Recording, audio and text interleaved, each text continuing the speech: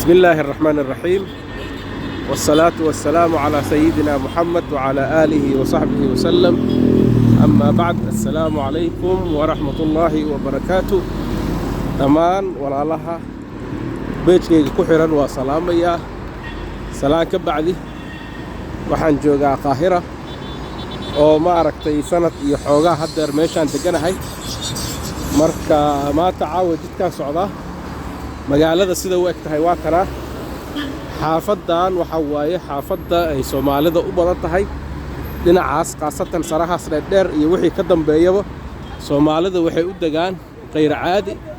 waxay noqotay xaafad Soomaalida leedahay kala camal dhinacaanaytana laamiga dhinaciisa kala waaye dhinacaanaytana waxa waaye dhinacan Soomaali ma degano laakiin waxa u badan dadka Indoneesiyaanka ah dadka ma aragtay Suudaanta ah.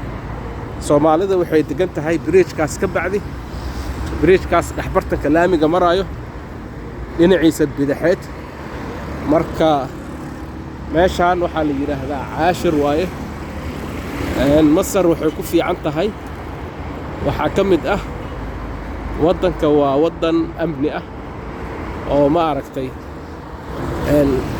mashaakil fara badan aysan ka jirin, hoobiye lagu soo tuureynin oo ma aragtay sida Muqdisho kala hadeer aan la soconno. waxaad arkaysaa magaaladii oo hoobiyaal lagu soo tuuraayo, maxaa la dhahay laba canshuur la qaadayo. meeshaan waxaas kama jirto, hal canshuur bas la qaadaa, laba canshuur lama qaado. qof kula hadli kartana ma jirto, wax walba sharci iyo nidaam ay ku socdaan. waxaan jecelnahay annaka haddaanu Soomaali nahnay waddankeenna inuu sidaas noqdo, hal canshuur oo caadil ah in laga qaado. waxaan kaloo jecelnahay in aan hoobiyaal guryaheena lagu soo tuurin dadkeenna. dagaal laba kooxood dhaxbartanka laga dhaxgalayo inuusan ka dhicin, in muwaadanka uu leeyahay xorriyad oo taam ah oo ma aragtay ku salaysan sharciga Ilaahay. taas waa midaan doonaynaa annaka haddaan Soomaali nahnay.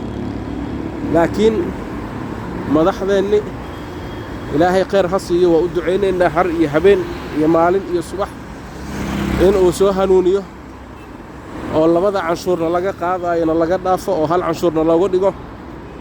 beeraheenna si aan u falanno, hoobiyaal aanu lagu soo tuurin, waddanka amni ay noogu dhigaan, laba kooxood ay isku hardamaynin. aan u duceyna waddankeenna walaalayaal. saa u jeedaan bridge-ka waa kana ilaa hadeer waxaan u socdaa xaafadda Soomaalida u socdaa. waxaa la dhahaa jaamica la dhahaa jaamic. marka buudadan dhaafa hadeer Soomaaliya bilaabanayso. Soomaalida dhinacaas aad u degan yihiin, aad u jeedaan, iyo guryaha gadaale aad ugu buuxaan, iyo markii dhinacan laga baxo. marka haddaan wax yar ka hadlo qiimaha lagu degan yahay guryaha xaafadaha dhinaca bidixda ku yaallo oo hadeer idin tusaayo waa jaban yihiin. waxay ka kooban yihiin shan dabaq waaye guryaha dhan. waxay marka wiish ma laha, xoogaana waa yaryar yihiin oo waxa waaye 2 qol iyo mashquul iyo 3 qol iyo mashquul. wiishna ma laha, jaranjara lagu soconayaa. ama dhinacan haddaad soo degtaan guryaha wax yar waa ka weyn yihiin. waxay ka bilowdaa adiga 3 qol iyo 2 mashquul iyo 3 fadhi, sidaas camal ay u kala baxaan xaafadaha dhinaca ku yaallo ee Caashirta ah. waana guud ahaan meesha hadeer Madiinatu Nasr ugu raqiisan waaye. qiimaha ijaarka $300 ilaa $400 waaye. ama dhinacan oo ma aragtay xoogaa dadka oo jeebkooda iska kuusneen ay degan yihiin, waxa waaye $200 lagu degan yahay ilaa 250.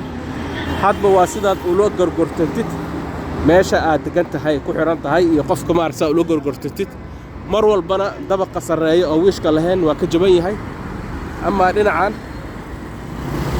waxa way 300 ay ka bilowdaan iyo inta ka sii koreyso marka waa kaas maanta intaas ku soo gabagabeynaya hadalkayga wassalaamu calaykum wa rahmatullaahi wa barakaatuh